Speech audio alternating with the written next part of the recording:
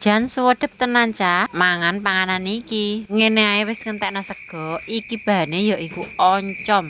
Kowe padha tau apa ora Cak jenenge oncom iku? Iki engko ape tak oseng karo iwak panggang tambahi kemangi. Lho, ape gek ndang masak. Wadane langsung ditumpangno ning pawon. Kek ilengo dioseng-oseng sampai harum utawa wangi. Nek bariku baru ditambahi iwak panggange masuk. Aku ngene iki urung tau pernah Cak mangan jenenge oncom iki. Iki kowe wis tau mangan purung Cak? Ana apa ora ning daerahmu?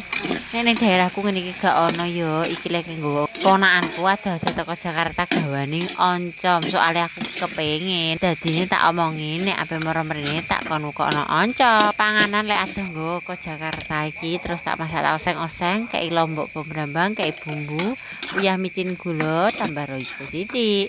Wis mono ae bumbune Cak, simpel. Iki karek nambahi kemangi bendang ambune wangi. Piye Cak, kowe tergoda apa ora? Sing wis pasti iki, panganan ngene iki gak ngarah ana ning daerahku. Engko nek ana sing takok, "Mbak, oncom iku apa?" Iya ya Cak, iki lho oncom. Sejenis ampas teko tempe utawa tah. Lah, ujug-ujug wis mateng ae iki sing oncomku, langsung tak pekno sego.